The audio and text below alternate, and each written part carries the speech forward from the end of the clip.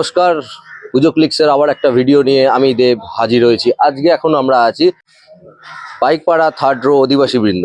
তো দেখতেই পাচ্ছেন এখানে অনেক সদস্যরা দাঁড়িয়ে আছেন। তো তাদের কাছ থেকে জেনে নেব এবছরের পুজোর ভাবনা এবং প্রতিমার ব্যাপারে। নমস্কার সবাইকে। আচ্ছা, আপনার নাম এবং পরিচয়টা? আমার নাম শোভিতা মুখার্জি। আমি পাইকপাড়া থার্ড রো অধিবাসী বৃন্দের ক্লাবেরই একজন সদস্য। তো এটি আমাদের 23তম বর্ষের পুজো এবছর। প্রত্যেক বছরই মতোই আমরা বাগদেবীর আরাধনা এখানে করে থাকি। সব ক্লাব মেম্বাররা, তাদের পরিবার, আমাদের কয়েকজন মেম্বার মিলে। তো প্রত্যেকবারই চেষ্টা করি, আমাদের মেইন উদ্দেশ্য থাকে, যেহেতু সরস্বতী পুজো হচ্ছে বাচ্চা কচি কাচাদের পুজো, আমাদের উদ্দেশ্য থাকে বাচ্চাদের মুখে হাসি ফোটানো। এবং আমাদের পুজোর যে সূচনাটা হয়ে থাকে, 50 জন অধোগামী বাচ্চা অরফানেজের বাচ্চাদেরকে আমরা এখানে নিয়ে আসি। নিয়ে তাদেরকে একটা সন্ধ্যা, তাদেরকে যাতে আমরা ভালোভাবে একটা কিছু দিতে পারি, তাদেরকে দিয়ে পুজোর উদ্বোধন করিয়ে তারা একটা কিছু আনন্দ অনুষ্ঠান রাখি তাদের জন্য। তাদেরকে আমরা তাদের হাতে যদি আমরা কিছু তুলে দিতে পারি, একটা সন্ধে তাদের ভালোভাবে কাটুক, এটা আমাদের খুব অনেক বছর ধরেই চলে আসে। সেটা আমরা কন্টিনিউ করতেও চাই এবং করবো ভবিষ্যতে। তাছাড়াও বাচ্চাদের জন্য আমাদের আজকে চিত্রাঙ্কন প্রতিযোগিতা ছিল, যেখানে 250টা বাচ্চা প্রায় এখানে বসে এঁকেছেন। তাদের ছোট ছোট হাতে যে যেরকম পেরেছে নিজেদের মনের ধারণা, মনের ভাবনাটা মেলে ধরেছেন।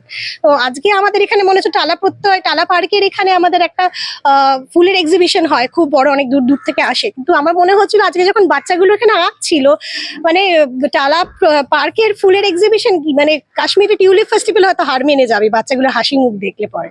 তো ওটাই আমাদের চেষ্টা, এখানে মাতৃ প্রতিমার আরাধনার সাথে সাথে আমরা বাচ্চাদেরকে ওদেরকে খুশি করার চেষ্টা করি। এখানে যতটুকু পারি ওদের সাথে আমরা আনন্দে উদযাপন করে কটা দিন হাসিতে আনন্দে ভরে উঠি। তো শুনে নিলাম অনেক কিছু কথাই। তো এবারে আমরা জানবো হচ্ছে এই যে এত সুন্দর প্রতিমাটা যেটা দেখছেন, সেই প্রতিমা শিল্পীর নাম। আমাদের প্রতিমার করেছিলেন দীপঙ্কর পাল।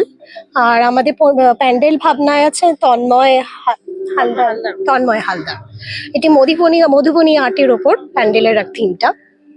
মাতৃ প্রতিমা দীপঙ্কর পাল। আচ্ছা, আমরা এই যে আমাদের দর্শকরা অনেক সময় জিজ্ঞাসা করে যে কতদিন থাকছে এই ঠাকুর, তো কতদিন থাকছে এই ঠাকুর?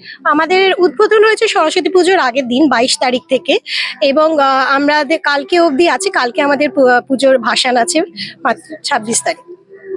তো আমরা জেনে নেব যে কিভাবে আসবে দর্শকরা, তো কিভাবে আসবে যদি একটু রুট ম্যাপটা বলেন। আচ্ছা, এখান থেকে যদি দত্তবাগান থেকে আসতে চান, তাহলে পরে দত্তবাগান থেকে কাউকে যদি জিজ্ঞেস করেন পাইকপাড়া থার্ড রো, তাহলে পরে একটু দত্তবাগান থেকে এগিয়ে আসলেই থার্ড রো। তারপর আমাদের এখানে গাইডেন্স রয়েছে, ওখান থেকে পরে ইনস্ট্রাকশন দিয়ে থার্ড রো বললেই বোঝা যাবে। মানে দত্তবাগান থেকে যদি কেউ আসতে চান, দত্তবাগান থেকে সোজা এগিয়ে আসলে আশুবাবুর বাজার বাস স্টপ, সেখান থেকে একটু ভেতরে চলে আসলে পরে 2-3টে গলির পরে এখানে থার্ড রো, কাউকে জিজ্ঞেস করলে পাইকপাড়া থার্ড রো, আপনাদের ঠাকুরের প্রতিমা দর্শনে এখানে আসতে পারেন। কিংবা যেখানে আপনারা যদি বেলগাছিয়া মেট্রো স্টেশন থেকে যদি টালা পার্ক দিয়ে আসতে চান, সেখান থেকেও আশুবাবুর বাজার বাস স্ট্যান্ড হয়ে ভেতরে ঢুকে আসলি 2-3টে গলি পরই পাইকপাড়া থার্ড রো পুজো। ক্লিক্সের দর্শকদের জন্য একটা শুভেচ্ছা বার্তা। সরস্বতী পুজো আশা করি সবারই খুব ভালো কেটেছে এবছর। শুভেচ্ছা রইল প্রজাতন্ত্র দিবসে, সবার যেন খুবই ভালো কাটুক। আর আরেকটা পাশাপাশি কথা বলতে চাইছি যে এটা আমাদের একটা ক্ষুদ্র প্রচেষ্টা, 23 বছর ধরে আমরা করে আসছি। আমরা প্রচার চাই না, কিন্তু ভালোভাবে পুজোটা করার চেষ্টা করি। আশা করছি আপনারা আসবেন, আমাদের উৎসাহ দেবেন, আমাদের প্রতিমা দর্শন করবেন, প্যান্ডেল দর্শন করবেন, আমরা তাতেই খুশি। নমস্কার, অসংখ্য ধন্যবাদ সবাইকে।